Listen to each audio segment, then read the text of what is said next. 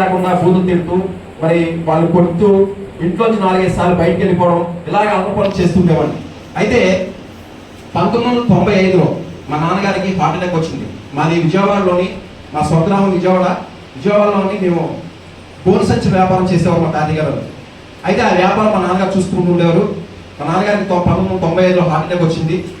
Heart attack రావడం వల్ల doctors చెప్తున్నారు మరొకసారి ఈ వ్యాపారంలో ఉంటే ఆ టెస్ట్ వల్ల మళ్ళీ హార్ట్ అటాక్ వచ్చి ప్రాణానికి ప్రమాదం ఉంటుంది, కాబట్టి ఈ వ్యాపారం చేయకూడదని చెప్పేసి, ఆ వ్యాపారంలో ఉండకూడదని చెప్పేసి డాక్టర్స్ చెప్పినప్పుడు మరి మన తాతయ్య గారు ఏ వ్యాపారం చేయాలని ఆలోచన కలిగి ఉన్నప్పుడు ఒక బంధువులు ఒక ఆయన వచ్చి ఇలా వైజాగ్లోని పూర్వపాలెం సెంటర్లో ఒక వ్యక్తి ఉన్నాడు, ఆయన తినడానికి కూడా లేని పరిస్థితిలో ఉన్నాడు, కాబట్టి టాలెంట్ చాలా ఉంది, అక్కడ వేరొక వ్యాపారం చేయాలని ఆలోచన ఉన్నారు, కాబట్టి ఆ యొక్క ప్రాంతంలో లారీ ట్రాన్స్పోర్ట్ పెడితే బాగుంటుందని చెప్పేసి 1995లో మరి ఆ మాట విన్న మా తాతయ్య గారు మరి 1995లో పూర్వపాలెం సెంటర్లో సాయిరామ్ లారీ ట్రాన్స్పోర్ట్ పెట్టడం జరిగింది.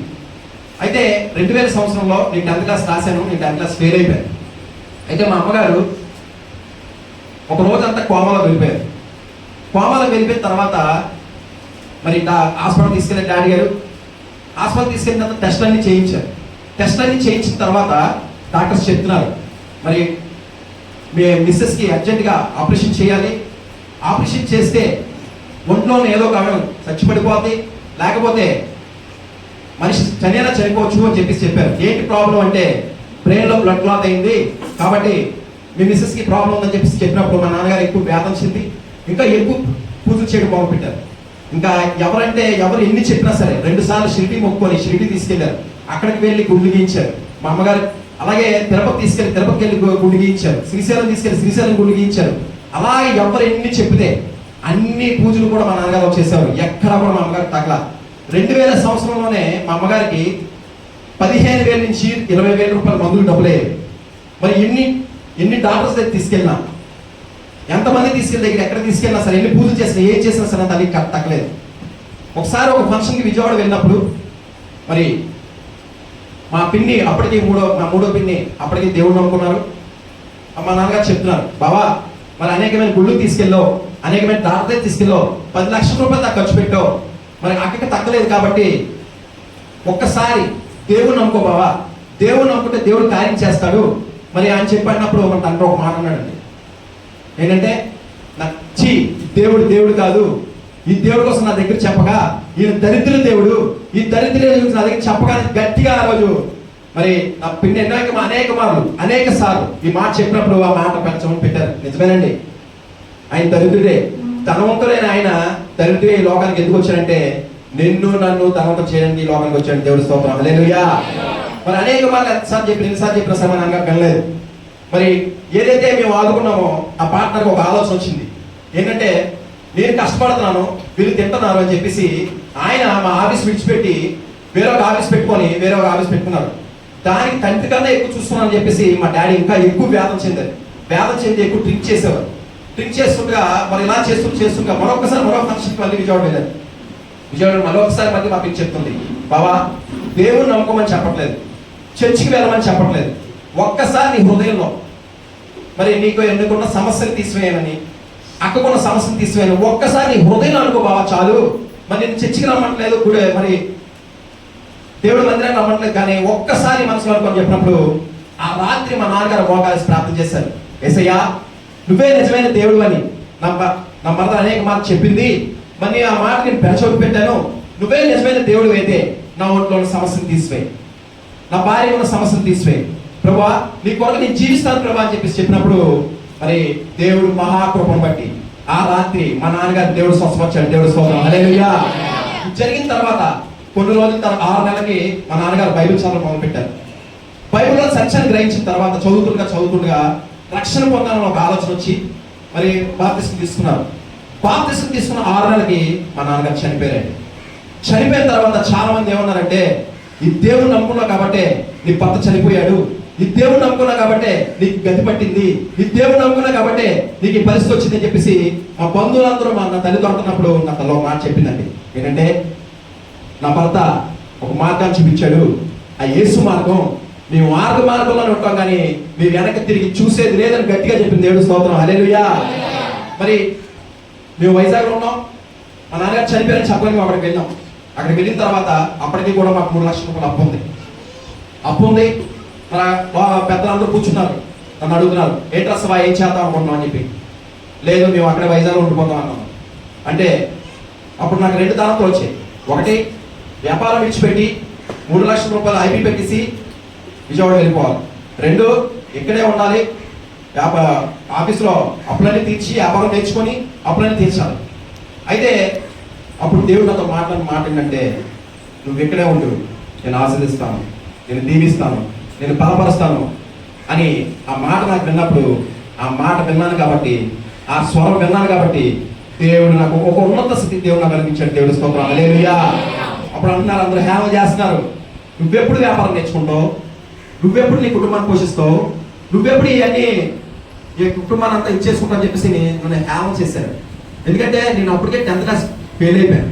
ఇన్ని తెలివితేటలు ఉన్నైతే నేను 10th క్లాసే పాస్ అయ్యేవాడిని. కానీ నా తల్లి మోకాలేసి ప్రార్థన చేసేది, యేసయ్యా కార్యం చేయి ప్రభువా, అద్భుతాలు జరిపి నా పిల్లలు తండ్రి లేడు ప్రభా, తండ్రివే నువ్వే ఉన్నావు కదా, నువ్వు తండ్రిగా నిలబడి ప్రభా అని చెప్పి నా ప్రార్థన చేసేది తల్లి.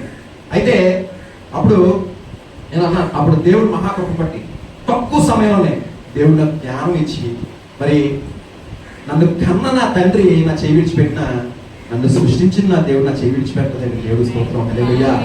మరి తక్కువ సమయంలోనే ఆ వ్యాపారం నేర్చుకొని, మరి తక్కువ సమయంలో వ్యాపారం నేర్చుకుంటుందా అపవాదం ఊరుకుంటుందా? మరి ఇంతలో ఎలాగంటే, మా డాడీ చెప్పిన కొన్ని రోజులకి మా ఆఫీసులో నమ్మకంగా పనిచేస్తున్న గుమస్తా 50,000 పట్టుకుని పారిపోయాడు.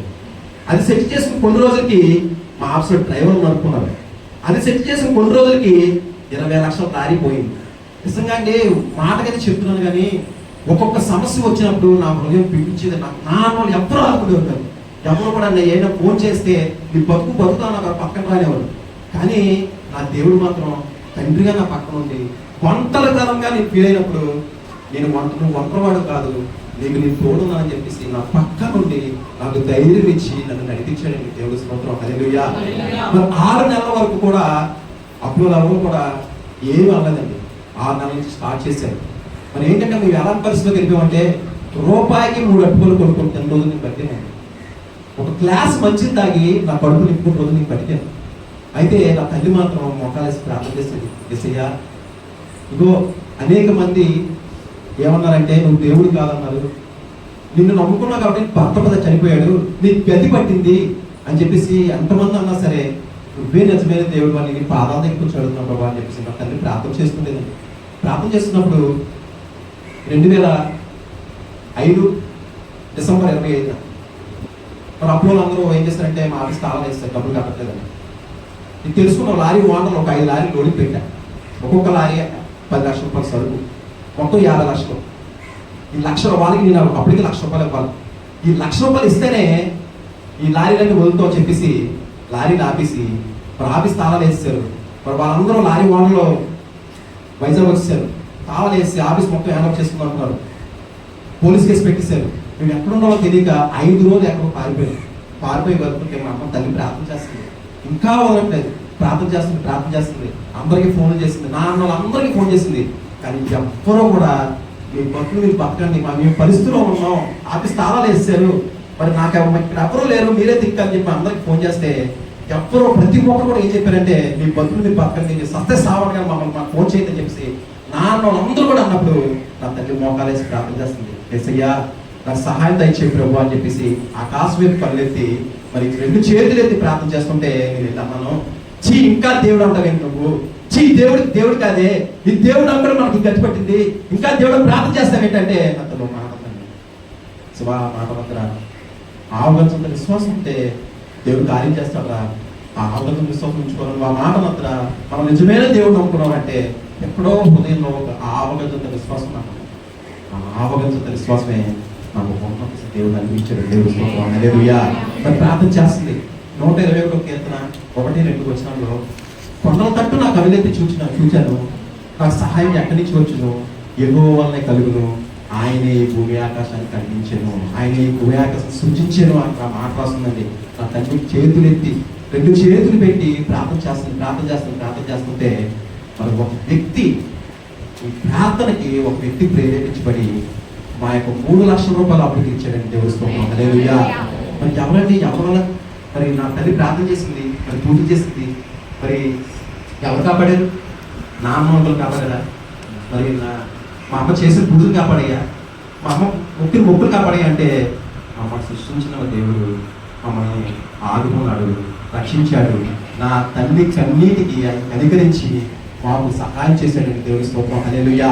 మరి ఆయన దగ్గర నేను ఫైనాన్స్ తీసుకున్నాను. ఆ డబ్బుల కోసం ఫోన్ చేసినప్పుడు ఏంటమ్మా శివ ఏం చేద్దాం అనుకుంటున్నారు అని అడిగారు. ఏం చేద్దాం అనుకున్నప్పుడు నేను అన్నాను, సార్ ఏం లేదు సార్, నేను చనిపోదాం అనుకుంటున్నాను సార్. అమ్మో నువ్వు తెలివినోడివి, ఆ పని చేయొద్దమ్మా. నేను ఒకటి అనుకున్నాను, పలానా దగ్గరికి పలానా ప్లేస్కి రా, నీకు ఒక విషయం తెలియజేస్తానని చెప్పినప్పుడు నేను ఆ పలానా దగ్గర అన్నమాట అక్కడికి వెళ్ళాను. అక్కడికి వెళితే అక్కడ మొత్తం అప్పులోలు, లారీ ఓనర్లు, మా లారీ ట్రాన్స్పోర్ట్ యూనియన్ ప్రెసిడెంట్ వీళ్ళందరూ అక్కడ ఉన్నారు. ఇదేంటిది ఈయన ఎలా బుక్ చేశాడు, ఇక్కడ రమ్మన్నాడు ఏంటి, ఎలా బుక్ చేశాడంటే అనుకున్నాం. తర్వాత అక్కడికి వెళ్ళిన తర్వాత మా యూనియన్ ప్రెసిడెంట్ వచ్చిన కాల్తో ఒక తన్ని చెంపమే కొట్టి గుండెలో గుద్ది విపరీతంగా కొట్టాడు. ఎరా డబ్బు ఏం చేసావా, ఏ వ్యభిచార పంపకు నువ్వు తీసుకెళ్ళావా అని చెప్పేసి ఆయన కొడుతుంటే ఆయన చాలా ఏడుస్తుంటే నేను అప్పు చేయలేదండి, మా నాన్న చేసిన అప్పు అండి, మీరు నమ్మండి అంటే ఆడు కొడతనే అనుకుంటే ఆ పక్కన ఆయన వచ్చి నన్ను పిలిచిన ఆయన అన్నాడు, మీరు ఎందుకు కొడుతున్నారు అబ్బాయి, నేను ఏం చెప్పాను, మీరు ఏం చేస్తున్నారు అని చెప్పేసి అప్పుడు చెప్తున్నాడు. మా శివ నేను 3 లక్షల రూపాయలు అప్పు నేను తీరుస్తాను, నెలకు 3,000 రూపాయలు మీ ఇంటికి ఖర్చుకిస్తాను, మరి మీ అమ్మతో కూడా మాట్లాడాలని చెప్పేసి మా అమ్మగారి దగ్గర తీసుకెళ్ళాను.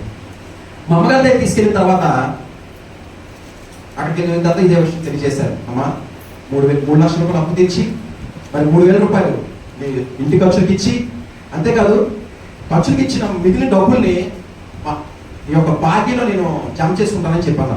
నేనేమనుకున్నానంటే 3 లక్షల రూపాయలకి ఆయన ఆఫీస్ హ్యాండ్ చేసుకుంటాడు, నాకు ఒక చేతగాడిగా ఒక గుమస్తాగా నన్ను చూంటాడు అనుకున్నాను. కానీ నా దేవుడు గొప్ప దేవుడు అండి.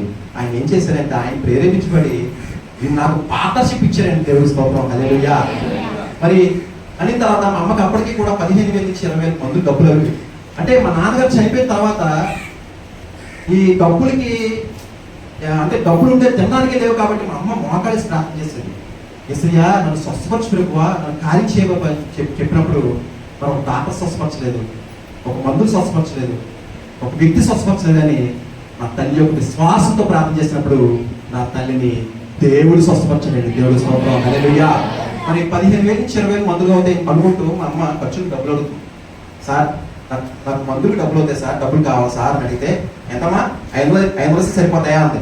ఇదేంటిది నాకు 20,000 అవుతాయి, 500 ఏ రకంగా సరిపోతాయి అనుకుంటూ మనసులో సార్ సరిపోతాయి సార్ అయిన తర్వాత మరి ఆ తల్లి 3,000 రూపాయల్లో కూడా 300 రూపాయలు దశభాగం ఇచ్చేదండి. ఆ 300 దశభాగమే ఈ రోజు నాకు ఒక ఉన్నత స్థితి ఇవ్వడానికి గొప్ప కారణం అని దేవుడి స్తోత్రం. హల్లెలూయా. అయితే ఆయన పేపర్ రాసుకుందాం, నువ్వు వెళ్ళి పేపర్లను తీసుకుంటా అన్నారు. సాయంత్రం 5 గంటలకు ఆఫీస్ కాడికి రమ్మన్నారు. సరే సాయంత్రం 5 గంటలకు ఆఫీస్ కాడికి వెళ్ళాను. చేతిలో డబ్బులు 1,00,000 రూపాయలు లెక్కేస్తున్నారు. లెక్కేసి లారీ ఓనర్కి ఇచ్చారు. ముందు లారీ ఓనర్ పంపించారు అని చెప్పి 1,00,000 రూపాయలు ఇచ్చారు. డబ్బులు లెక్కేస్తున్నారు. లారీ ఓనర్ లెక్కేస్తుండగా నా వైపు చూసి, అమ్మా శివ ఉదయం నుంచి ఫోన్ చేస్తుంది, ఫోన్ ఏదమ్మా అన్నారు. అంటే ఈయన నన్ను ఆదుకున్న సంతోషంలో నా జోబులో నా ఫోన్ మర్చిపోయాను. ఇప్పుడంటే మనకు ఫోన్ ఒక అలవాటు అయిపోయింది, కానీ అప్పుడు ఫోన్లు తక్కువ, ల్యాండ్ ఫోన్లు ఎక్కువ వాడేవాడు. దాని మీద నేను మర్చిపోయాను ఫోన్. అప్పుడు చూసుకున్నాను, సార్ జోబులో చూసుకొని సార్ ఫోన్ పోయింది సార్ అన్న. అనగానే 1,500 రూపాయలు సెల దగ్గర నువ్వు ఎంత అశ్రద్ధగా ఉంటే 3 లక్షల రూపాయలు పెట్టుబడి నీ మీద ఏ విధంగా పెడతానని చెప్పేసి ఆ లెక్క పెడతాను డబ్బులు తీసుకొని ఆయన వెళ్ళిపోయాడు. వెళ్ళిపోతే నా చుట్టూ అప్పులు, డ్రైవర్లు, ఓనర్లు నా ముందుంటే నేను ఏడుస్తున్నాను, నన్ను వదిలేయండి ప్లీజ్, దయచేసి వదిలేయండి అంటే, మా అప్పు ఏంటి, మా డబ్బులు ఏంటి అంటుంటే, బాబు పాస్ఫైల్ చేసినా సరే, మీరు లారీ క్లియర్గా వచ్చారు సరే, మీ అప్పు నేను తీరుస్తాను, దయచేసి నన్ను వదిలేయండి అని చెప్పేసి అనేసి సంతకాలు పెట్టించుకున్నారు. ఆఫీస్ వాళ్ళు హ్యాండ్ చేసుకోవడానికి సంతకాలు పెట్టేసిన తర్వాత కొంతసేపటికి ఆయన మళ్ళీ తిరిగి అనుకొచ్చాను. ఏంటి మళ్ళీ వచ్చారు అనుకున్న తర్వాత ఆ డబ్బులు లెక్కేసి ఆయన పంపించిన తర్వాత ఆయన చెప్తున్నారు, అమ్మా సభ 5 సంవత్సరాల నుంచి ఒక ఆయనకి నేను డబ్బులు ఇచ్చాను, డబ్బులు ఇవ్వలేదు, 3 సంవత్సరాల నుంచి వడ్డీ కూడా కట్టట్లేదు, అసలు ఫోన్ యాత్ర మానేశాడు, కానీ ఆయనంతా ఆయన వచ్చి డబ్బులు నాకు ఇచ్చాడు సభ, నేను కూడా దేవుడు నమ్ముకున్నాను సభ అన్నాడు. దేవుడి స్తోత్రం. హల్లెలూయా. మరి అక్కడ ఇక్కడ కూడా ఎవరు కార్యం చేశారండి? అది దేవుడు చేశాడండి. ఏంటంటే చాలా మంది దేవుడిని చాలా అసలు చేస్తారండి. ఈరోజు మనం పుట్టాం, ఎవరు సృష్టి వల్ల పుట్టాం? ఆయన సృష్టి వల్ల పుట్టాం. కానీ నేను బాగా చదువుతున్నాను, నేను బాగా వ్యాపారం చేస్తున్నాను, లేకపోతే నేను బాగా ఇది చేస్తున్నాను, నేను తెలివైన అనుకుంటారు. కానీ ఆ తెలివిచ్చేది దేవుడే, ఆ జ్ఞానం ఇచ్చేది దేవుడే. ఇప్పుడు ఇక్కడ నేనెవరో తెలియదు, ఆయన ఎవరో తెలియదు. మా ఇద్దరికి మధ్యలో ఎవరండి సహాయం చేసింది? దేవుడు. ఆయన ప్రేరేపించబడి నాకు సహాయం చేశాడు. అలాగే ఆయన 5 సంవత్సరాలు డబ్బులు ఇవ్వలేని ఆయన ఎవరు ప్రేరేపించబడ్డారండి? దేవుడు. ఆయన ప్రేరేపించబడి కరెక్ట్గా ఆ క్షణంకే ఎందుకు చేయాలి కార్యం? కానీ దేవుడి చిత్తం వేరే ఉంది కాబట్టి, ఆయన ఆలోచన ఒకటి ఉంది కాబట్టి, ఆ ఆలోచన పక్కన నడిపించాలి కాబట్టి, ఈ రోజు నేను నిలబడి సాక్ష్యం చెప్పాలని ఒక ఆలోచన ఉంది కాబట్టి ఆ రోజు ఈ కార్యాలన్నీ కూడా జరిగి దేవుడి స్తోత్రం. హల్లెలూయా. మరి జరిగిన తర్వాత మరి ఆ వ్యాపారం చేస్తుండగా నేను ఒక అమ్మాయిని ప్రేమించాను. అమ్మాయిని ప్రేమిస్తే అమ్మాయి వేరే క్యాస్ట్, నేను వేరే క్యాస్ట్ అని చెప్పేసి వాళ్ళ ఇంట్లో ఒప్పుకోలేదు, మా ఇంట్లో ఒప్పుకోలేదు. మేము బయటికి వెళ్ళి పెళ్లి చేసుకుందాం అనుకున్నది వాళ్ళ ఇంట్లో తెలుసుకొని ఏమైందంటే, అమ్మాయి ఇంట్లో పెళ్లికి బలవంతంగా పెళ్లి చేయబోతుంటే అమ్మాయి ఊరేసుకొని చనిపోయిన తర్వాత అమ్మాయి దురాత్మయి నాలో దూరి నేనేం చేస్తున్నాను, అమ్మాయి అక్కడ చనిపోయి ఉంది, నేను గుండు గీయించుకొని నేను 6 సార్లు సూసైడ్ చేసుకోవడానికి ప్రయత్నించాను. 2 సార్లు ఎంత మాత్రం మిగిలిసాను. ఒకసారి దుబాటు పిచ్చి నుంచి దూకిపోయా, బస్సు కిందకి వెళ్ళిపోయా. నన్ను బాగు చేయడానికి అనేక చోట్ల తీసుకెళ్లారు, కారులో తీసుకెళ్ళి అన్ని చోట్ల తీసుకెళ్తున్నాను. చర్చి కానీ అక్కడ కానీ ఇక్కడికి అన్ని తీసుకెళ్తుంటే నేను కారులో దూకిపోయి వీళ్ళు నన్ను చంపేస్తానని చెప్పి పెద్ద పెద్ద కేకలేస్తే మళ్ళీ ఇంటికి తీసుకొచ్చేవారు. ఇలా చేస్తున్నావు నాకు తెలియట్లేదు, ఏం చేస్తున్నావు తెలియట్లేదు. ఇలా చేస్తుండగా ఈ విషయం మా విజయవాడలో మా పెద్దగా తెలుసుకొని మనం అక్కడి నుంచి వైజాగ్ వచ్చి విజయవాడ తీసుకెళ్ళి 4 రోజులు నా కొరకు కొలుసు ప్రార్థన చేసి 24 గంటలు నా కొరకు ప్రార్థన చేసి నాకు విడుదల వచ్చింది అనుకొని 2010 ఏప్రిల్ 2 నాకు బాప్తిస్మం ఇచ్చి మళ్ళీ నేను వైజాగ్ వచ్చినట్టే రావడం జరిగింది. వైజాగ్ వచ్చిన తర్వాత నేను ఏ సంఘానికి వెళ్ళాలి అని ఆలోచన కలిగినప్పుడు మరి అక్కడ పాస్టర్ మాట చెప్పాను, నేను బల్లారం తీసుకోండి, ఈరోజు బల్లా అయితే అది తీసుకోవడానికి నేను విజయవాడ తీసుకునేవాడిని. నాకు దశంభాగం కూడా అక్కడే ఇచ్చేవాడిని. ఇస్తుంటే ఆ పాస్టర్ మాట చెప్పారు, ప్రతి నెలకు వెళ్ళవస్తావు, ఆ లోకల్గా ఏదైతే ఉందో పెద్ద పెద్ద సంఘాలకు వెళ్ళదు, చిన్న సంఘానికి వెళ్ళి. చిన్న సంఘానికి వెళ్ళడం వల్ల నీకు ఏంటంటే ప్రేమ ఏంటో తెలుస్తుంది, దేవుడు వాక్యం ఏంటో అర్థం అవుతుంది, అలాగే నీకు ఆదరణ ఏంటో తెలుసు, స్వార్థ ఏంటో తెలుస్తుంది, నీకు నడిపింపు బాగుంటుంది. పెద్ద పెద్ద సంఘాలకు వెళ్ళడం వల్ల ఏమవుతుందంటే మనకి వాక్యము బలంగా ఉంటుంది కానీ నీ ఆర్థిక స్థితి బలపరచుకోలేవు. నీ ఆర్థిక స్థితి బలపరచుకోవాలంటే ఎక్కడికి వెళ్ళాలంటే చిన్న సంఘానికి వెళ్ళు అని చెప్పినప్పుడు నేను ఏ సంఘానికి వెళ్దామని ఆలోచన చేసినప్పుడు అక్కడ వడ్లపూడిలోని prayers of holy god Jeevan గారు స్టీల్ ప్లాంట్ లో ఒక ఉన్నత స్థితిలో ఉంటూ ఉద్యోగం చేస్తూ పరిచయం చేస్తూ స్వస్థవం ఉందా అంటే మరి ఒక ఫ్రెండ్ చెప్తే నేను అక్కడికి వెళ్ళడం జరిగింది. అక్కడ వెళ్ళిన తర్వాత ఒక అమ్మాయితో మ్యారేజ్ అంటే అందమైన అమ్మాయి చాలా బాగుంటుంది. అయితే పెళ్లి సెట్ అయింది, పెళ్లి ఓకే చేసుకున్నాం, డేట్ ఫిక్స్ చేసుకున్నాం, అన్నీ అయిపోయింది, అన్ని పంచుకున్నాం. కరెక్ట్గా పెళ్లి 400 అమ్మాయి అయిపోయింది. ఎందుకు వెళ్ళిపోయిందో తెలియదు, ఏదైనా ఎందుకు వెళ్ళిపోయిందో తెలియదు. నేను నిజంగా మాటకైతే చెప్తున్నాను కానీ ఏడుపు నా బతుకేంట్రా బాబు, ఏంటి నాకు ఈ పరిస్థితి, రోజుకి ఏదో టెన్షన్ నా బతుకింటి ఎంత ఇలా ఉండాల్సిందేనా అని చెప్పి నేను ఏడుస్తుంటే మా ఫ్రెండ్ వచ్చాడు, ఒరే సభా నీకు ఇలా జరుగుతుంది కదా, గాజువాకలోనే ఒక సిద్ధాంతం ఉన్నాడు, ఆ సిద్ధాంతాన్ని తీసుకెళ్తాను పదరా అని చెప్పేసి నన్ను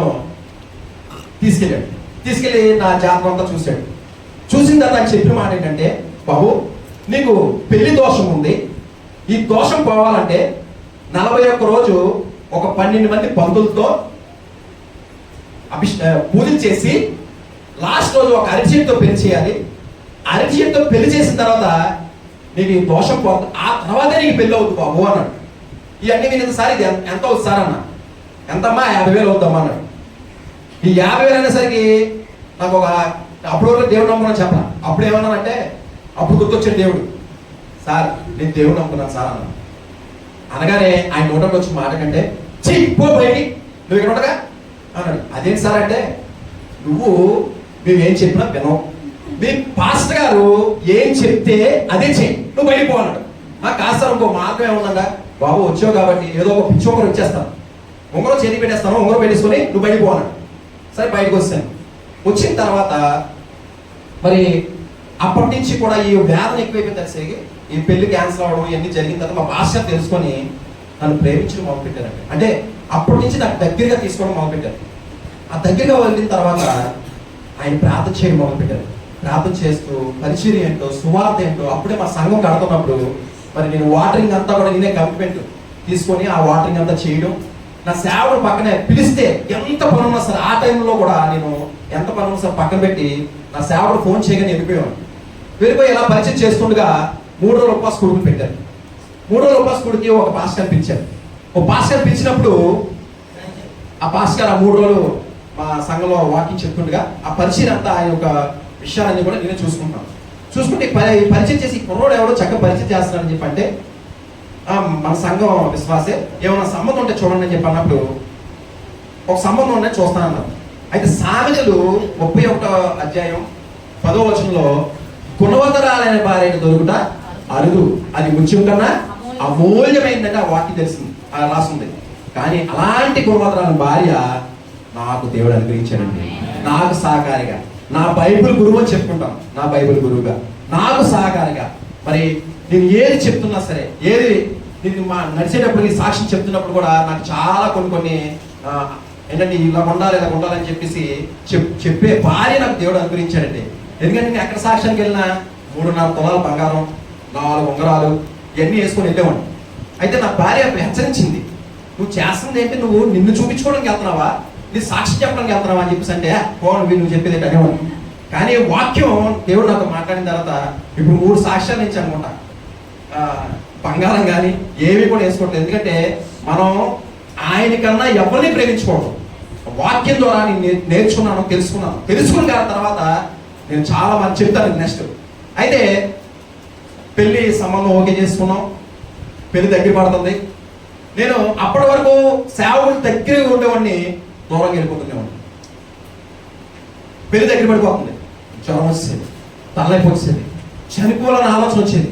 ఎందుకో తెలియదు, నాకు విరక్తి వచ్చేది. ఏంటి ఎలాగైపోతుంది ఏంటని మా అమ్మ ఏం చేసిందంటే పెళ్లి దగ్గర పడిపోతుంది, ఏంటి ఎలాగైపోతుందని చెప్పేసి ప్రతిరోజు హాస్పిటల్ తీసుకెళ్ళి సెలైన్ బాటిల్ ఎక్కించేది. ఎక్కిస్తున్నా తగ్గేది కాదు. ఏంటి తిమోతి నాకు దూరం అయిపోతున్నాడు, ప్రార్థన చేయించుకోవట్లేదు, ఏమనలేదు, పారిపోతున్నాడు అని చెప్పేసి మా పాస్టర్ ఒక రోజు పట్టుకొని ప్రార్థన చేశారు. ప్రార్థన చేసినప్పుడు ఆ దురాత్మ మాట్లాడుతుంది, శివ అంటే నాకు ఇష్టం, శివ అంటే నాకు ప్రాణం, ఇంతకు ముందు సంబంధం నేనే తీసుకెళ్ళిపోయాను, ఈ సంబంధం నువ్వు ఎలా చేస్తావో చూస్తాను, శివ అంటే నాకు ప్రాణం, చంపేస్తానని చెప్పేసి అన్నప్పుడు మా పాస్టర్ అన్నారు, శివ కాదు యేసు బిడ్డ, శివ కాదు యేసు బిడ్డ, శివ ఇప్పుడు చనిపోయాడు, ఇప్పుడు దేవుడు రక్తంలో కడబడి తిమోతి నువ్వేమి చేయలేవు అని చెప్పేసి ప్రార్థన చేస్తుండగా 4 రోజులు నా సంఘంలో కింద ఒక రూమ్ ఉంటా, రూమ్ లో పడుకోబెట్టి ప్రార్థన చేశారండి. ప్రార్థన చేస్తున్నా దురాత్మ మాట్లాడుతుంది, నేను ఉండలేను, నేను వెళ్ళిపోతాను, నేను కాలిపోతాను, నేను వెళ్ళిపోతాను అని చెప్పేసి అంటున్నప్పుడు నువ్వు వెళ్ళిపోవడం సూచన ఏంటంటే పక్కన ఉన్న ఒక అద్దాన్ని బలుమని పగబట్టి ఆ దురాత్మ మరి బయటికి వెళ్ళిపోయింది. దేవుడి స్తోత్రం, హల్లెలూయా. మరి ఈ మధ్యకాలంలో అక్కడ కూడా మా అమ్మ అంత విశ్వాసంగా ప్రార్థన చేసిన ఆవిడ విశ్వాసం కోల్పోయిందండి. కోల్పోయి నేను ఎక్కడ చనిపోతున్నా అని, నేను ఎక్కడ ఏమైపోతానా, నా పెద్ద కొడుకు ఏంటి ఎలాగైపోతున్నాడు, ఇది ఏమైపోతానని చెప్పేసి నా తల్లి అనేకమైన ప్రయత్నాలు, తాయితులు కట్టించేది, అక్కడ తీసుకెళ్ళిపోయేది, ఇక్కడ తీసుకెళ్ళిపోయేది. మా విజయవాడలో మా మేనమామ సిద్ధాంతం దగ్గర తీసుకెళ్ళి, నెక్స్ట్ మాంత్రికుల దగ్గర తీసుకెళ్ళి ఇలా చేయాలి, అది ఏం చేస్తే చేస్తుంటే వాళ్ళు చెప్తున్న మాట ఏంటంటే అది రక్తపిశాచి, ఆడి 100% చచ్చిపోతాడు, ఆడు ఉండడు, ఆడి గ్యారెంటీ చచ్చిపోతాడని చెప్పేసి వాళ్ళందరూ చెప్తున్నట్టు మా మాయ ఫోన్ చేసి అక్క చచ్చిపోతాడు అంటున్నారు అక్క, నువ్వు ఏదైనా పాస్టర్ తీసుకొచ్చి ప్రార్థన చేయండి. మా అమ్మ అక్కడ మా పాస్టర్ చెప్తే ఎక్కడ ఇది అవుతారని చెప్పేసి ఎవరెవరో తీసుకొచ్చి ఇంట్లో ప్రార్థన చేసేదండి. ప్రార్థన చేస్తున్నప్పుడు మా మాయకి మరి ఒక అన్యుడండి. మరి ఈరోజు అదేదో అంటారు కదా, జై శ్రీరామ అని వెళ్తారు, అలా మా మాయ ట్రైన్ల దగ్గర ఆటల దగ్గర పాటలు పాడుకొని తిరుగుతున్నాడు. అలాంటి వ్యక్తి ఏమన్నాడంటే, అక్క వాడు రాత్రి నేను పూజ చేస్తుంటే యేసు ప్రభు అవలోకనం పడి, మరి అంతకుముందు విజయవాడ ఫేమస్ ఉంది కదా, వచ్చింది ఏమన్నదంటే ఆ చంపేత నేనేం చేయలేని చెప్పింది, కానీ ప్రభు వచ్చి నా కుమారుణ్ణి నేను కాపాడుకుంటాను. నా కుమారుడు మీరు విడిచిపెట్టండి, వాడి దగ్గరికి ఎవరు వెళ్ళద్దు, నా కుమారుని నేను బ్రతికించుకుంటానని చెప్పేసి మాట పండు చెప్తున్నాడండి. ఆ మాట బట్టి మా అమ్మకి ధైర్యం వచ్చి అప్పుడు మా పాస్టర్ దగ్గరికి ప్రార్థన చేసినప్పుడు మరి దేవుడు మహాకృపం బట్టి మరి మా పాస్టర్ ప్రార్థన చేసినప్పుడు ఆ దురాత్మ మరి ఎప్పుడైతే బయటకు వెళ్ళిందో ఎంతో ఘనంగా ఎంతో మర్యాదగా మరి ఇప్పటికీ కూడా మా సంఘంలో ఒక మంచి పెళ్లిగా నా పేరు చెప్పుకుంటాను, నా మ్యారేజ్ చెప్పుకుంటాను. అంత ఘనంగా దేవుడు మరి మ్యారేజ్ జరిపించారు. దేవుడి స్తోత్రం, హల్లెలూయా. మరి మా తల్లి ఉపవాసం రేపు 11వ తారీఖు మనకు స్టార్ట్ అవుతుంది. అయితే మాకు మా చర్చిలో రేపు 11వ తారీఖు నుంచి ఇలాగే ఫస్ట్ సంవత్సరం నా పెళ్ళైన తర్వాత 2 విషయాలు రాసుకున్నాను. ఒకటి, ప్రభువా నా ఆఫీస్ బోర్డు నాకు ఇచ్చేయాలి. 2, నా పిల్లలకి 50 గజాల స్థలం ఇవ్వు, దాని 3 అంతస్తుల బిల్డింగ్ కట్టి ఆ పైన 4వ అంతస్తు నీ మందిరికి ఇస్తాను ప్రభువా రాసుకున్నాను. ఫస్ట్ విషయం చూసి నేను నవ్వుకున్నాను. మా అమ్మకేం పిచ్చేయండి, 3 లక్షల రూపాయలు పెట్టుబడి పెట్టి ఆయన మనల్ని బయటకు పోమంటాడు కానీ మన ఆఫీస్ బోర్డు మనకెందుకు ఇస్తాడో అని చెప్పేసి అనుకున్నాను. మనుషులకు సాధ్యం కాదు కానీ దేవుడికి అసాధ్యమైంది ఏదీ లేదండి. దేవుడి స్తోత్రం, హల్లెలూయా. అటు రీతిగా ఆయన కొద్ది రోజుల్లోనే ఆఫీస్ హ్యాండ్ చేసుకున్న తర్వాత ఆయన బామ్మతో నాకు పార్ట్నర్షిప్ చేసి ఆయన కన్స్ట్రక్షన్ ఫీల్డ్ వెళ్ళిపోయారు. నాకు వచ్చే డబ్బులు సరిపోతుండేవి కాదు. డబ్బులు సరిపోకపోతే నేను ఆయన దగ్గరికి వెళ్ళి పార్ట్ టైం జాబ్ చేద్దాం అనుకున్నాను. సార్ ఏదైనా జాబ్ చేసుకుందాం అనుకున్నాను అంటే, ఏమిటమ్మా నువ్వేం చేస్తావు అసలు ఆఫీస్లో ఏం పని అంటే, నాకు దేవుడు ఇచ్చిన గొప్ప కృప ఏంటంటే నా ఫోన్తో వ్యాపారం అండి. ఈ రోజు నేను ఇలా పరిచయకి వెళ్ళగలుగుతున్నానో చేయగలుగుతున్నానంటే నేను ఆఫీస్లో ఉండక్కల్లా ఫోన్ మాత్రం చాలు. అటువంటి వ్యాపారం నాకు ఇచ్చారు. అదే విషయం ఆయనకు తెలియజేశాను. సరే ఇలాగా ఫోన్తో వ్యాపారం సార్ అంటే, ఏ టైం వరకు ఉంటావు? 10 వరకు ఆఫీస్లో ఉంటాను. 10 నుంచి నా దగ్గరికి వచ్చి నేను 10,000 ఇస్తాను. అయితే నాకు వచ్చే డబ్బులు ఏం చేసామంటే వాళ్ళ బామ్మది ప్యాకెట్ ఆడి డబ్బులు పోగొడుతున్నాడు. నా డబ్బులు కూడా ఆయన వాడేస్తున్నాడు. 4-5 సార్లు ఆయన చెప్పాను, సార్ ఈయన డబ్బులు వాడేస్తున్నాడు సార్, నా డబ్బులు ఇది పరిస్థితి చెప్పి అంటే, ఎలా కదమ్మా రెడ్ హ్యాండెడ్ పట్టుకోవాలి లేకపోతే అక్కడ అమ్మదని చెప్పేసి అంటే, గుమస్తా ఆడు ప్యాకెట్ ఆడి చెప్పని చెప్పినప్పుడు గుమస్తా ఆడు వాడుతుండగా 4-5 సార్లు పట్టుకొని అదే విషయం అలా చెప్పాం. అయితే ఈ ఫ్యామిలీ కదండి బయట ఎక్కువ ప్రేమిస్తున్నానని చెప్పేసి ఆయన వాళ్ళ మిస్సెస్లో ఒక ఆలోచన వచ్చి ఇంకా నన్ను దూరం చేయడానికి నా మీద బిగ్గులు చెప్పడం మొదలుపెట్టింది. ఆ చెప్తుండగా ఆయన ఏమన్నాడంటే, ఈ విషయాలన్నీ ఎవరు తెలియజేస్తున్నారు ఆఫీస్లో గుమస్తా కాబట్టి ఆయన మానించమన్నాడు. సార్ నమ్మకంగా పనిచేస్తున్న గుమస్తాని సడన్గా ఎలా మానిపించేస్తాం సార్, ఏదైనా కారణం చూపించి మానిపించేద్దాం సార్ అన్న. ఆ ఒక్క మాటకి ఇంటికి రమ్మని చెప్పి ఇందులో పెట్టి ఒక 3 వ్యక్తులు కలిసి నన్ను చంపబోయారు. కొట్టి తన్ని ఎలా కొట్టారంటే నా కాలు పట్టుకొని ఒక రూమ్లో ఒక లోపల తీసుకెళ్ళిపోయి నా పేట కాలు వేసి తొక్కి 3 కలిసి చిత్ర హింసలు పెట్టారు. ఆ బాధ ఆ రోజు నీ పేరు అనిపించింది నాకు తెలుసండి. నన్ను వదిలేయండి, దయచేసి నన్ను వదిలేయండి ఎంత వదిలేమన్నా అసలు వాళ్ళు కొడుతుంటే అప్పుడు నేనేం చేసి నా చేతిలో ఉన్న ఫోన్ ఆన్ చేసి వదిలేస్తే వాళ్ళని ఎక్కువ నన్ను చంపేస్తున్నారు అని చెప్పి అనగానే వాడు ఇంటికి వచ్చాడు. ఇంటికి వచ్చి వాడు లోపల రాగానే వాళ్ళ 3 కొడుతుండగా మరి కొట్టగల శక్తులు కూడా ఆవిడ కొట్టలేదు. ఎందుకంటే దేవుడు వాక్యం తెలియజేస్తుంది, తను తాను తగ్గించుకున్నాడు హెచ్చించబడతాడని దేవుడు వాక్యం తెలియదు. ఆ రోజు తగ్గించుకున్నాను, ఈ రోజు హెచ్చించబడ్డాను. దేవుడు స్తోత్రం, హల్లెలూయా. మరి నేను వాడు కొడుతుండగా నేను పోలీస్ స్టేషన్కి కేసు పెట్టాను. కేసు పెడితే వీళ్ళు డబ్బు ఉన్నారు కదా, వీళ్ళేం చేశారంటే 25,000 ఖర్చు పెట్టి మరి నన్ను లోపల వేయించారండి. యాక్చువల్లీ ఫస్ట్ కేసు పెట్టిన నేను కాబట్టి నేను ఎవరి మీద కేసు పెట్టినా వాళ్ళని తీసుకెళ్ళి లోపలేయాలి, కానీ నన్ను తీసుకెళ్ళి లోపలేస్తే నేను మోకాలేసి 2 చేతులు పైకెత్తి దేవుణ్ణి అడిగానండి, యేసయ్యా తండ్రి లేనప్పుడు తండ్రిగా ఉన్నావు, నన్ను నడిపించావు, ఏంటి ప్రభు నీకు ఈ సమస్యలు, ఇంక విపరీతంగా కొట్టారు, దేవుడి కన్నా ఎక్కువ చూసుకున్నాను, మరి ఆయన ఏమో ఈరోజు నన్ను చంపడానికి ట్రై చేశాడు ప్రభా, ఏంటి నాకు ఈ కర్మ ఏంటి ప్రభా, ఆయన దేవుడిని అనుకున్నాడు, నేను దేవుడిని అనుకున్నాను, మా ఇద్దరు ఉన్న నీతిని చూడు ప్రభా అని చెప్పి నీటితో ప్రార్థన చేసినప్పుడు కానిస్టేబుల్ చూసి ఆశ్చర్యపోయాడు. ఏంటి కూర్చోండి, ఏంటి కన్నీటికి అలాగే అంటే నువ్వు తడిసిపోయాను, అంతలా ఏడ్చాను. ఏడుస్తూ ప్రార్థన చేస్తుంటే దేవుడు నా కన్నీటికి కనికరించి మా ఆఫీస్ బోర్డు ఏదైతే నా తల్లి మొట్టమొదటి విషయం రాసుకుందో మా బోర్డు మాకు దేవుడు అనుగ్రహించాడు. దేవుడి స్తోత్రం, హల్లెలూయా. మరి పెద్దలో అందులో సెటిల్మెంట్ అయింది. 65,000 6 నెలలు ఇవ్వాలని చెప్పేసి మా బోర్డు మాకు ఇచ్చారు. అయితే ఇప్పుడు ఆఫీస్ పెట్టడానికి 30,000 రూపాయలు కావాలి. మరి 30,000 కావాలి, డబ్బులు లేవు. వచ్చిన గెస్ట్లకి డ్రింక్కి ఇవ్వడానికి కూడా నా దగ్గర డబ్బులు లేవు. ఏంటి ప్రభు అని చెప్పేసి ఆలోచిస్తున్నప్పుడు మా మిస్సెస్ అంటే నా పెద్ద కూడా పూర్తి మూడో నెల అవుతుంది, మా అత్తగారు ఇంకా ఉన్నారు, ఈ విషయాలు ఏమీ తెలియదు. ఫోన్ చేసింది, ఏమండి 30,000 మొన్న కావాలని అడిగారు కదా, వేరే ఒకరు ఇస్తా అన్నారు, మరి కావాలా అని అడిగింది.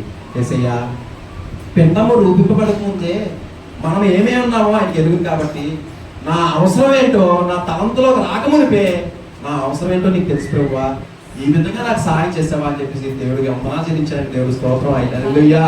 మరి నవంబర్ 8, 2013 30,000 అప్పుతో వ్యాపారం స్టార్ట్ చేసామండి. 30,000 అప్పుతో వ్యాపారం స్టార్ట్ చేస్తే మరి దేవుడు మహాకృపం బట్టి దినదినము ఎంతలాగా ఆశించబడ్డదంటే, మరి నేను మా చర్చిలో ఒక సంఘంలో ఒక వ్యక్తిని చూసి నేను ప్రేరేపించబడ్డా.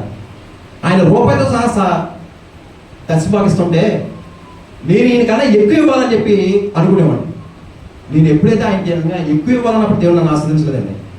ఎప్పుడైతే నా మనస్ఫూర్తిగా నా హృదయపూర్వకంగా నేను ఇస్తుంది సంఘానికి కాదు, నేను ఇస్తుంది సేవకునికి కాదు, నేను ఇస్తుంది చర్చికి కాదు, నేను ఇస్తుంది నా దేవుడికి అని ఎప్పుడైతే నేను ఎప్పుడో మొదలుపెట్టానో ఆ రోజు నుంచి ఈ రోజు వరకు దేవుడికి మహాకృపం బట్టి ఎంతలాగా ఆశించాడంటే, నా యొక్క తమ్ముడు పెళ్లి చేశాను. నా తల్లి రెండో విషయం ఏదైతే రాసుకుందో 50 గజాల స్థలం అడిగితే దేవుడు నాకు 300 గజాల స్థలం ఇచ్చాడు. దేవుడి స్తోత్రం. హల్లెలూయా. ఆ 300 గజాల స్థలంలో 150 గజాల్లో ఇల్లు కట్టాను. పక్కన 150 గజాల్లో మరి గార్డెన్ కట్టించి అక్కడ ప్రతి బుధవారం కూడా స్వస్థస్థానాన్ని పెట్టి మరి అక్కడ ప్రార్థనలు జరుగుతున్నాయి. వచ్చిన వాళ్ళందరికీ కూడా అక్కడ భోజనం ఏర్పాటు చేస్తున్నాను. మరి దేవుడు ఇన్ని చేసింది నా దేవుడికి నేనేం చేయాలి? మరి ఎందుకు పనికిరా నన్ను ఒక పనికి వచ్చే పాత్రగా నన్ను నిలబెట్టుకుని దేవుడికి నేనేం చేయాలనుకున్నప్పుడు నా సేవకుడికి పరిచయం చేయాలని ఆలోచన వచ్చిందండి. ఎలాగంటే ఆయన ఎక్కడికి వెళ్ళినా ఆయన నా కారులో తీసుకొని రావాలి, నాకు సొంత ఖర్చుతో చూసుకోవాలని చెప్పేసి నాకు ఒక ఆలోచన వచ్చి నేను అలా ఆ కమిట్మెంట్ తీసుకున్నాను. నేను సేవకుడిని దేవుడిగా చూస్తాను. ఎందుకంటే నేను ఈరోజు బైబిల్ చదవడం మొదలుపెట్టాను. బైబిల్ చదువుతున్నప్పుడు ఇందులో ఏదో నార్మల్గా మాటలు మనం చదువుకుంటూ వెళ్ళిపోతే నార్మల్గా ఉంటాయి. కానీ అదే సేవకుడు మనం చదివిన మాటలు అదే మాట వివరిస్తున్నప్పుడు ఆ యొక్క మాట విన్న మనకి హృదయంలో చాలా బలం వస్తుంది. ఎందుకంటే దేవుడు ఆయన చేత అభిషేకించబడ్డారు కాబట్టి ఆ అభిషేకాన్ని బట్టి మనకు ఆ మాటను బట్టి మనకు బలము, శక్తి, మరి ధైర్యము ఎన్ని ఎక్కడి నుంచి వస్తుందంటే మన క్రైస్తవులకు ఉన్న నిరీక్షణ ఏంటంటే మనకు పరిశుద్ధ గ్రంథంలో ఉన్న వాక్యం అండి. అది సేవకుడు ద్వారా మన హృదయాల్లో తాగేలాగా మాట మనకి అర్థమయ్యేలాగా దేవుడు ఆ యొక్క జ్ఞానం ఇచ్చి, అందువల్ల నేను సేవకుడిని అంతలాగా దేవుడుగా నేను భావిస్తాను. కానీ ఈరోజు ఎలాగైపోయారండి సేవకుల్ని? ఏదైనా వాక్యం చెప్పారనుకో ఏమంటారంటే, ఇదిగో పాస్ గారు ఇప్పుడు పని ఉండదు, నేను మన కోసమే చెప్పాడు. కానీ నేనేమంటానంటే ఆ మాట బట్టి ఈ మాట మనకు ఎందుకు చెప్పాడో, ఇది మనం సరి చేసుకోవాలేమో, మనం సరి చేసుకుంటే బాగుంటుందేమో అని చెప్పేసి మన హృదయాలు ఉండదండి. ఎప్పుడు అమ్మ సేవలకు ఇస్తే ఆయన ఇది కట్టేస్తాడు, అది కట్టేస్తాడు, ఇది కట్టేస్తాడు. నేనేమంటానంటే ఒక కంపెనీలో ఉద్యోగం చేసాం అనుకోండి, ఒక అకౌంటెంట్గా పనిచేస్తాను అనుకున్నాం, నెల అయ్యేసరికి వాడికి అకౌంట్ మొత్తం చూపించాను, లేకపోతే ఒప్పుకుంటాడా? నీ జీతం ఎందుకు ఇస్తున్నారు? నువ్వు ఆ అకౌంట్ దాన్ని కరెక్ట్గా చూడడానికి. అలాగే సేవకుడికి ఇక్కడ పెట్టారు, రేపు అకౌంట్ అడుగుతాడు అక్కడ ఆయన చెప్పుకుంటారు. కానీ ఇక్కడ ఏమనుకున్నాను చాలా మంది అండి, నేను నా చెవులలో విన్నాను, నువ్వు ఎందుకంత దశమగ్ ఈ రోజు నేను 28,500 రూపాయలు నేను దశమగిసి వచ్చాను. 28,500 ఎందుకు అంత డబ్బులు ఇస్తున్నాను? మా సంఘంలో చాలా మంది అన్నారు.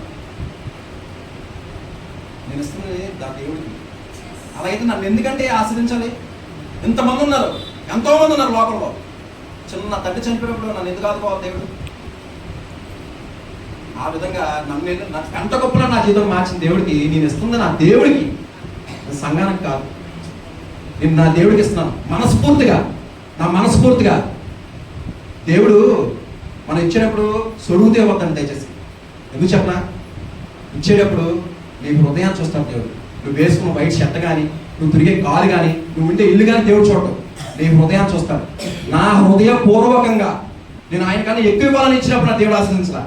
నేను 10th క్లాస్ ఫెయిల్ అయిపోయాను. 10th క్లాసు ఈరోజు ఏదైనా ఉద్యోగానికి వెళ్తే మనకు ఎంత ఇస్తారని జీతం? 15,000 నుంచి 10,000 నుంచి 10,000 15,000 ఇస్తారు, అంతమించి ఎవరు.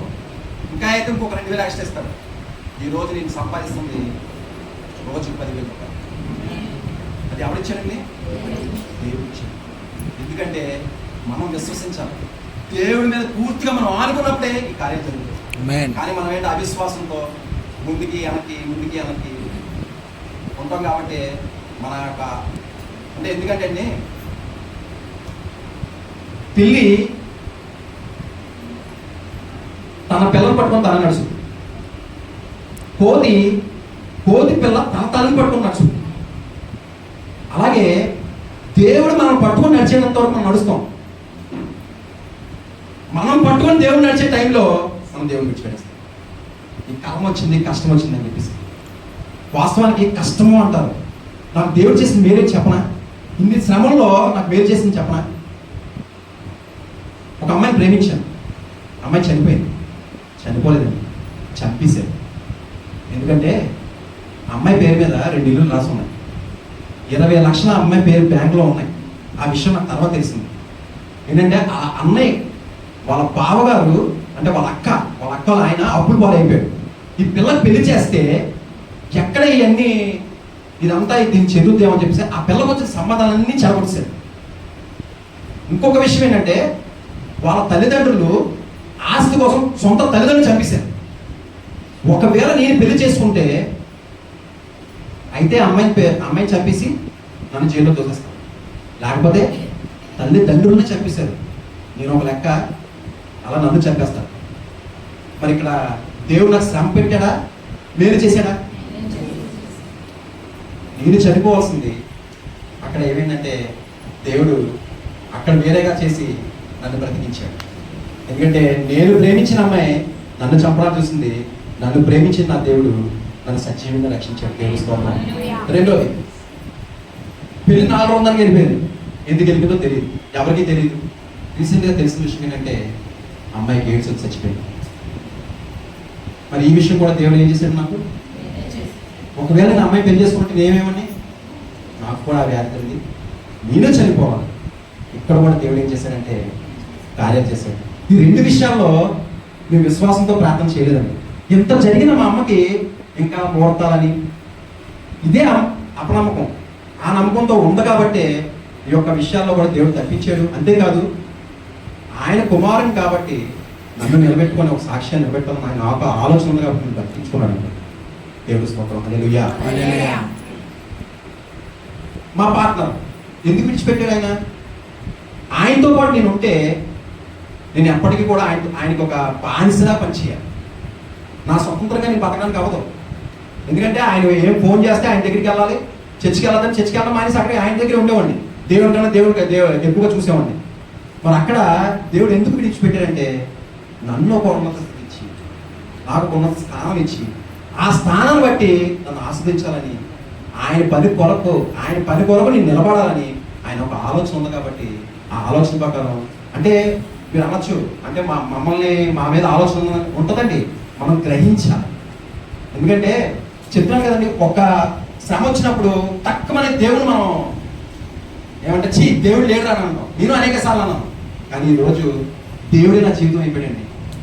ఆ దేవుడు లేకపోతే నేను బతకలేని అనిపిస్తుంది. లోకంలో ఉన్నాను నేను. మరి ఈరోజు సాక్ష్యం చెప్తున్నాను, కేవలం దేవుడి కృప. ఆ విధంగా ఈ పరిచయం చేస్తుండగా ఆ సేవకుల పక్కన నేను ఉంటున్నప్పుడు మా మందిరం కట్టడానికి అవకాశం వచ్చింది. అంటే ఇలా ఎంతసేపు ఉంటుంది, ఇలా స్ట్రైట్గా ఉండేది 200 గజాలు. మళ్ళీ సైడు సరిపోవట్లేదని ఆ సైడు 45 లక్షలు పెట్టి మళ్ళీ పాఠశాలను కొన్నారు. ఆ కొన్నప్పుడు ఏమీ లేనప్పుడు నేను చేశాను పని. అన్నీ ఉన్నప్పుడు కూడా మరి ఇచ్చాడని మనం దేవుడు మర్చిపోతే ఎలాగండి? ఉన్నప్పుడు కూడా చేస్తానని చెప్పి 6 నెలలు కమిట్మెంట్ తీసుకున్నాను. నేను దేవుడి మందిరంలో ఉంటే దేవుడి మందిరం కట్టాలని. సాధారణ ఊరుకుంటుంది ఏంటండి, నాకు పైల్స్ ఆపరేషన్, పైల్స్ వల్ల ఏంటంటే 4 నెలల్లో దేవుడి మందిరం ఏదైతే కమిట్మెంట్ తీసుకున్నానో వెళ్ళలేకుండా నా ఇంట్లో వదిలేసింది. ఇంట్లో ఉండిపోయాను. కానీ ఇక్కడ కూడా మేలేం చేశాడు తెలుసా దేవుడు? నేను 13 సంవత్సరాలు పెళ్ళి 13 సంవత్సరాలు అయింది, కానీ నా భార్య నేను ప్రేమించలేదు. ఎప్పుడైతే నా పైల్స్ ఆపరేషన్ అయిందో అప్పటి నుంచి నా భార్య ప్రేమించడం మొదలుపెట్టాను. దేవుడి స్తోత్రం. హల్లెలూయా. అయితే 6 నెలల్లో కూడా దేవుడు మహాకృపను బట్టి మందిరంలో తర్వాత నాకు కొంచెం నయమైన తర్వాత ఆ పనులన్నీ అయిన తర్వాత మరి అంటే స్లాబ్ ఏరియాకి అన్నీ వచ్చే కట్టువర్క్ అంతా అయ్యేటప్పుడు నాకు పైల్స్ ఆపరేషన్ అయింది. పైల్స్ ఆపరేషన్ అయిన నేను ఉండిపోయాను. ప్లాస్టింగ్ అన్నీ అయిపోయి అయిపోయిన తర్వాత ఇప్పుడు సీలింగ్ వర్క్ ఇవన్నీ చేయించాలి. అది అలా చేయించడానికి 6 నెలలు పట్టింది. ఈ 6 నెలలు కూడా మందిరంలో ఉండిపోయానండి. మందిరంలో ఉండి దేవుడు మరి ఆ మందిరం కట్టడానికి గొప్ప కృప నాకు అనిపించాడు. అలాగ 6 నెలలు అక్కడ ఉండి నేను మందిరం కడుతున్నప్పుడు నా సేవలో ఒక విశ్వాసం చూసి నేను అప్పటి నుంచి దేవుడి కోసం బతకాలని నేను అప్పటి వరకు కూడా దూరంగా పారిపోయాను. ఎప్పుడైతే నా సేవ డబ్బులు లేవండి ఆయన దగ్గర, కానీ మోకాలేసి ప్రార్థన చేసేవారు. ఏంటి విశ్వాసం ఏంటి, డబ్బులు లేవు కట్టేస్తానంటున్నారు ఎలాగనుకుంటే, కానీ దేవుడు ద్వారా తెచ్చి ఇచ్చిన వాళ్ళు ఇచ్చి ఆ మందిరాన్ని మొత్తం కూడా పూర్తిగా కట్టేంత కూడా దేవుడు గొప్ప కృప అనిపించాడండి. అయితే కరెక్ట్గా ఎల్లుండు చర్చ్ ఓపెనింగ్, అప్పవారు ఇక్కడ కూడా ఊరుకోలేదు. ఎల్లుండి ఓపెనింగ్, ఈ సీలింగ్ లైట్లు ఇవన్నీ పెట్టించాలి, దగ్గర నేనే అన్ని చూసుకుంటున్నాను. సాయంత్రం 6 గంటల ప్రాంతంలో లారీ లోడు పెట్టాను. లారీ ఇక్కడి నుంచి జస్ట్ అంత దూరం వెళ్ళిందంటే, ఈ లోపల 2 టైర్ల మధ్యన ఒకడు బైక్ కూడా వచ్చి ఆ టైర్ కింద పడి చచ్చిపోయాడు. ఇప్పుడు నేను ఇక్కడ ఉండాలా, అక్కడికి వెళ్ళాలా? ఇది వ్యాపారం, జీవితం సంబంధించింది. మందిరం, దేవుడి మందిరం, ఎవరైనా ఏది చూసి చేసుకుంటారు అంటే వెళ్ళిపోతారు. కానీ ఒక్క క్షణం అక్కడ కూర్చున్నాను, మా పాస్టర్ చూశాను. ఏంటి మధ్య ఇలా జరిగింది అయ్యారు, అయితే ఇల్లు అర్జెంట్కి వెళ్ళాను, పనులు ఆగిపోతాయి, మందిరం అయ్యారు, ఎల్లుండే ఓపెనింగ్ అనుకుంటున్నాం, ఏమీ అవ్వలేదు పనులు అంటే, వద్దులేదు ఈ మధ్య ఎల్లు అంటే వెంటనే ప్రార్థన చేశానండి. ప్రభువా సహాయం దయచే ప్రభు అన్నప్పుడు మరి అక్కడ పోలీసు వారికి ఫోన్ చేసి అడిగినప్పుడు పోలీసు ఒక మాట చెప్పాడు, తమ్ముడు ఏం పర్లేదు నేను అన్ని చూసుకుంటాను, నీ మందిరం అయిపోయిన తర్వాత నువ్వు రా అన్నాడు. దేవుడు స్తోత్రం, హల్లెలూయా. అపవాది ఇక్కడ కూడా నన్ను వెనకలాగానే చూసింది, కానీ నేను దేవుడి వైపు చూశాను, నేను మనిషి వైపు చూడలేదు. నేను దేవుడి వైపు చూసినప్పుడు దేవుడు కార్యం చేశాడు. అలాగే 3 నెలలు నేను ప్రతి నెల 1,50,000 నుంచి 1,20,000 నేను ఈఎంఐలు కడతాను స్టిల్ ఈ రోజు కూడా. అయితే కట్టేటప్పుడు ఆ టైంలో 3 నెలలు కూడా వ్యాపారం లేదండి. వ్యాపారం లేకపోతే కాకులతో ఆహారం పంపిస్తారు అని చెప్పేసి మన సేవకు చాలాసార్లు చెప్పినప్పుడు నేను అనుకున్నాను, ఈయన అలాగే చెప్తారు, మనం బలపరచడానికి అనుకున్నాను. కానీ నా జీవితంలో ఆ అనుభవించిన తర్వాత అది నిజమని నమ్మాలండి. బైబిల్లో ఉన్న మాటలు గుర్తునే రాయలేదు, ప్రతి ఒక్కరి జీవితాలు ఈ బైబిల్లో ఉంటాయి. మనం చదవాలే కానీ ఇందులో ప్రతి ఒక్కరి జీవితం ఉంటుంది. అలాగా 3 నెలలు కూడా మరి ఫస్ట్ తారీఖు వచ్చేస్తుంది, డబ్బులు ఉండేవి కాదు నా దగ్గర. డబ్బులు ఉండిపోతే ఏం ప్రభు అని చెప్పేసి మనసులో 27వ తారీఖు 28వ తారీఖు వస్తే డబ్బులు ఉండేవి కాదు. కానీ 3 నెలలు అండి, ఒక పార్టీ నెలకు ₹1,00,000 లెక్కన 3 నెలలు కూడా నీ బొల్లు పెట్టిన తర్వాత చూసుకుందాం మనం అని చెప్పేసి 3 నెలలు కూడా 3 లక్షలు వేసాడండి. దేవుడి స్తోత్రం, హల్లెలూయా. మరి ఇప్పుడు కాకపోతే ఆహారం పంపించారా, మరి ఎవరు పంపించారు? మన దేవుడు నా దేవుడే కార్యం చేశాడు. ఆయన మరి అసలు వ్యాపారం చేసి పనులు ఎప్పుడు పెడతామో ఎప్పుడు పెట్టామో తెలియదు, ఆర్డర్లు వస్తాయో రాదో తెలియదు. కానీ అక్కడ జరిగిన కార్యం ఏంటంటే దేవుడు ఆయన ప్రేరేపించబడి, సార్ ఎందుకు సార్ అన్నిసార్లు ప్రతిసారి డబ్బులేని అంటారు, ₹1,00,000 వేస్తాను ప్రతి నెల 3 నెలల వరకు. అదేంటో అంటే 3 నెలలు మందిరం అయిపోగానే ఇంకా ఆయన ఏడు మానేశాడు. 3 నెలల్లో డబ్బులు వేసాడు.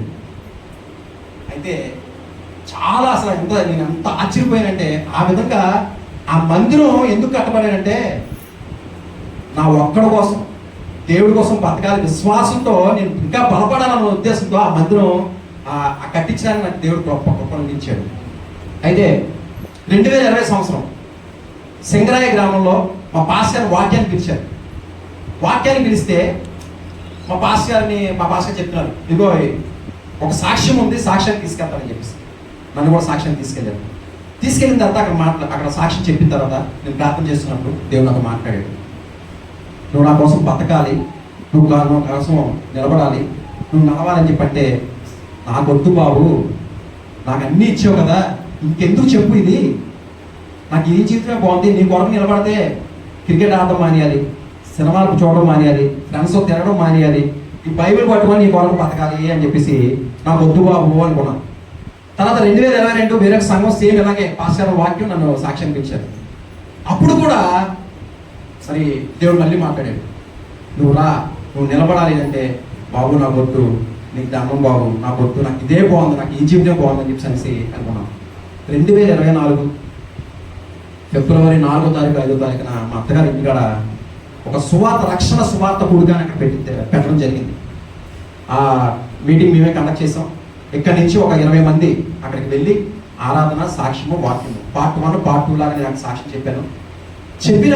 చెప్తున్నప్పుడు నా భార్యతో నేను సంభాషణ చేస్తున్నప్పుడు అంటే ఈ సాక్ష్యానికి నేను మాట్లాడుతున్నాను. ఫస్ట్ టైం చెప్తున్నాను, ఏంటి నువ్వు ఎలా చెప్తున్నావు, ఇలా చెప్తే అలాగా ఓపెన్ మీటింగ్లో నువ్వు చెప్తున్నావు, జాగ్రత్త చెప్పావు ఏంటంటే 3 రోజులు చెప్పినా సరే చెప్పలేకపోయాను.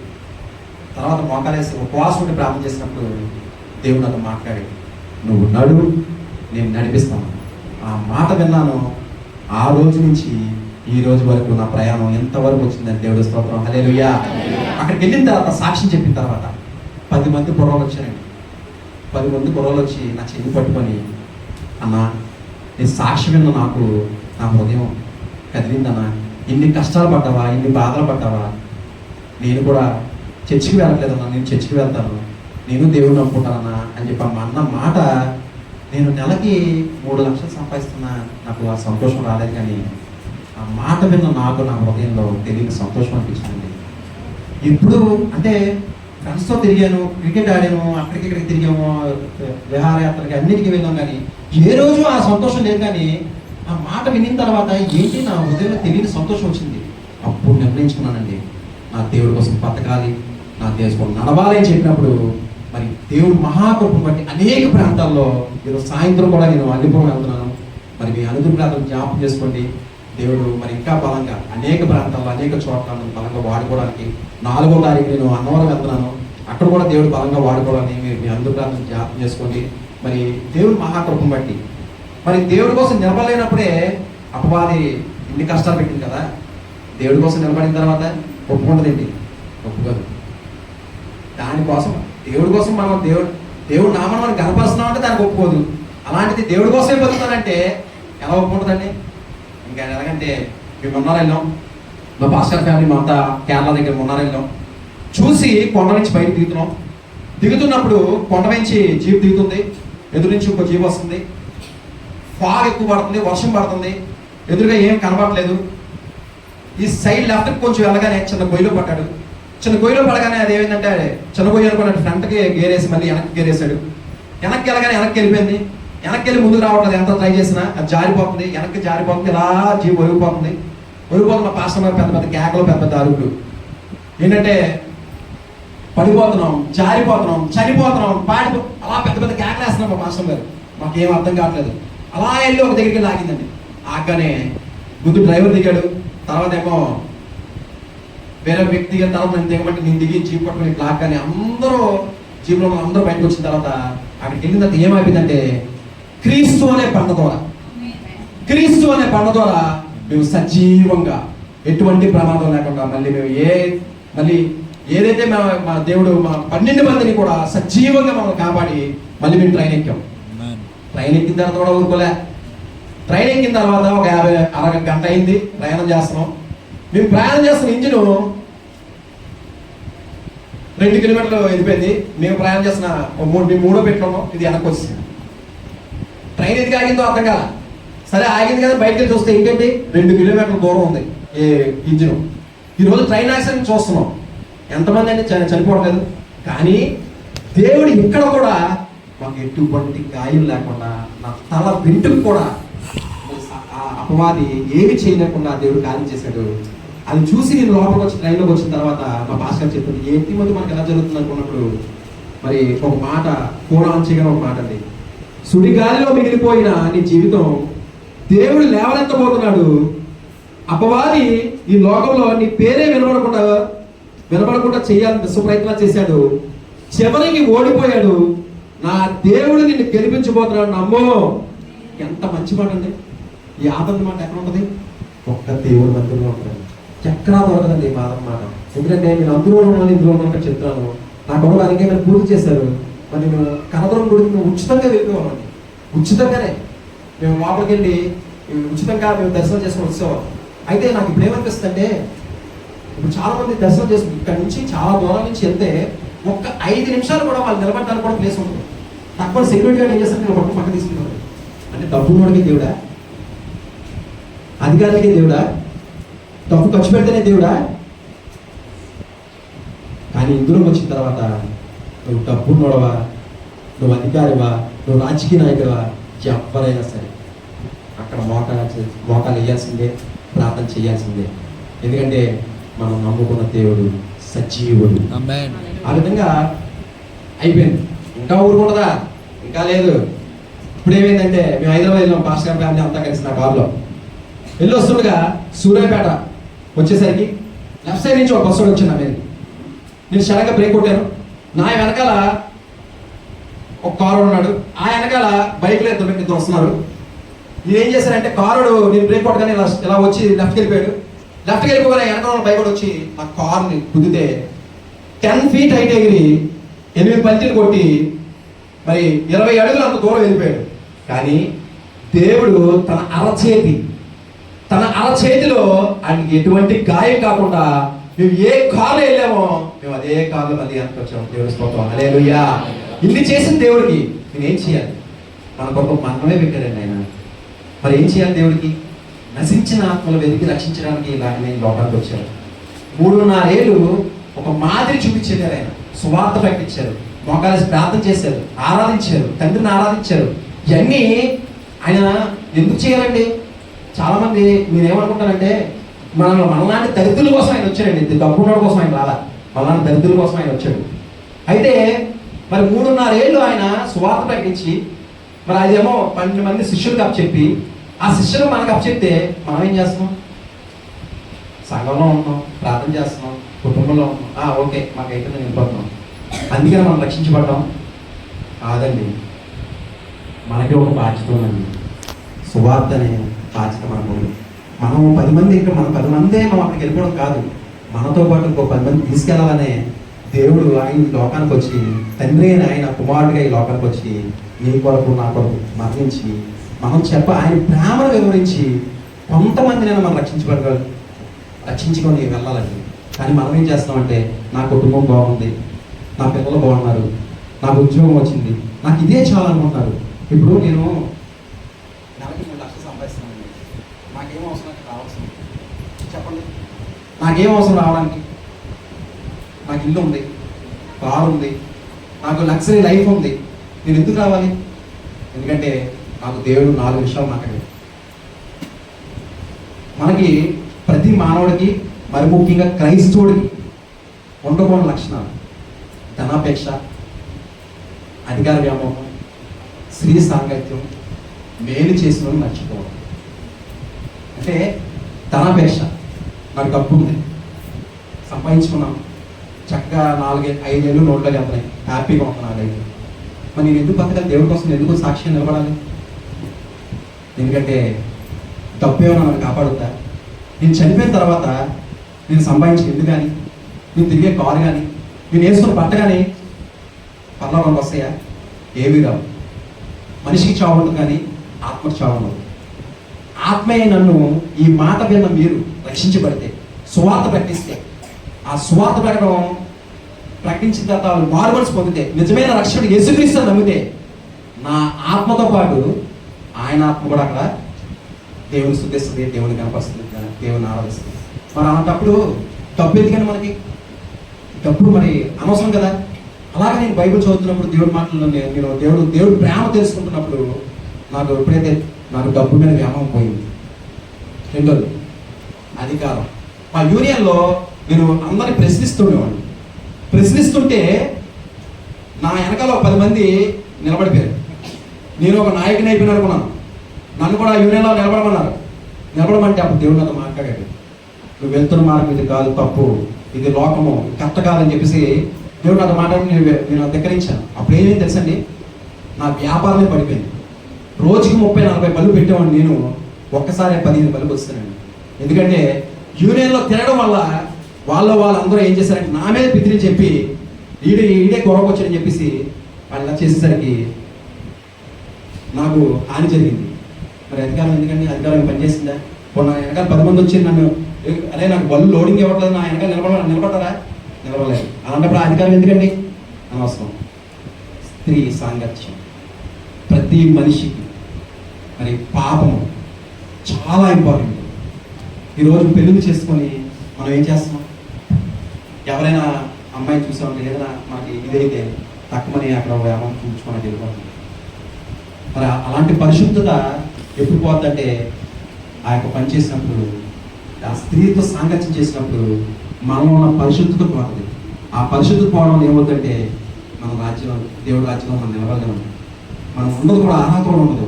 అందుకే అమ్మ బాబా అది కూడా మనకు వద్దని చెప్పేసి వదిలేశారు. మేలు చేసినని మర్చిపోకూడదు. మేలు అంటే నన్ను కొట్టాడు, చంపాడు, నన్ను ఆదుకున్నాడు. ఆయన 3 లక్షల రూపాయలు పెట్టుబడి పెట్టి నాకు వ్యాపారం ఇచ్చి, నాకు పార్ట్నర్షిప్ ఇచ్చి నన్ను ఆదుకున్నాడు. అయితే ఆయన నన్ను కొట్టాడని చెప్పేసి నేను ఆయన పగపెట్టుకోలేదండి. నేనేం చేశానంటే, వాక్యం తెలిసిన తర్వాత నేనేం చేశానంటే ఆయనకి ఫోన్ చేశానండి.